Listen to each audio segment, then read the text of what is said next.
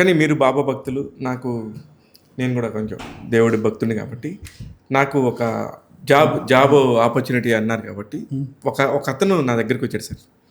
అతను నా లైఫ్లో నాకు పెద్ద కోరికలు ఏం లేవు సార్, నాకు ఒకే ఒక వ్యక్తి దగ్గర నన్ను జస్ట్ అపాయింట్మెంట్ ఇప్పించండి, నా టాలెంట్తో నేను ఆయన దగ్గర చేరిపోతాను అన్నాడు. జస్ట్ నేను కాల్ చేశాను మీకు. ఆయన లైఫ్ అంబిషనే మీ దగ్గర చేయటం. అలాంటి ఒక మనిషికి మీరు ఒక ఆపర్చునిటీ ఇచ్చారు. Thanks to them. ఆ టైంకి పాపం అతను లైఫ్, అతను వచ్చి నాకు ఒక బాబా గిఫ్ట్ ఇచ్చాడండి. నేను అది చేత్తో వేసాడని నేను నమ్మలేదు. ఏంటి ఆయన ఎవరో కూడా నేను మళ్ళీ మర్చిపోయాను. మీకు చెప్పేశాను, అతన్ని ఇప్పించేశాను. మీరు వెంటనే జాబు నేను అడగగానే ఇచ్చారు. అతను వెళ్ళిపోయాడు. ఒక 6 నెలల తర్వాత వచ్చి, సార్ మీకోసం నేను ఏదైనా చేయాలనిపిస్తే నాకు ఏం చేయాలో అర్థం కాలేదు, అందుకని బాబా బొమ్మ వేసి ఇచ్చాను సార్ అని చెప్పి ఇచ్చాడండి. ఆ బొమ్మ ఇప్పుడు మీకు చూపిస్తాను. ఫ్యాంటాస్టిక్.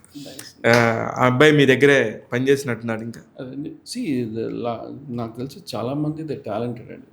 కొంతమందికి ఎడ్యుకేషన్ ఉండదు కొన్ని కారణాల వల్ల, బట్ వాళ్ళు వెరీ గుడ్ ఆర్టిస్ట్గా ఉంటారు. నేను ఇది చాలా అంటే నాకు చాలా అప్రూపం అనిపించింది.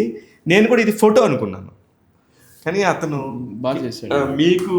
మీ దగ్గర నేను అతనికి జాబ్ ఇప్పించినందుకు అతను నాకు పెయింట్ వేసి ఇచ్చాడు సార్. ఆయన మనోడి పేరు ప్రవీణ్. Nice artist. బాగుంది సార్. బాగుంది, చాలా బాగా చేశాడు. మీరు చెప్పటం, మీరు ఇమ్మీడియట్గా ఒక జాబ్ క్రియేట్ చేయటం, అతని లైఫ్ అంబిషన్ అంటున్నారు సార్. కొంతమంది ఏదైనా వాళ్ళు కాపాడుకోవాలి అంతే. What ever it is, the opportunity వచ్చినప్పుడు నెక్స్ట్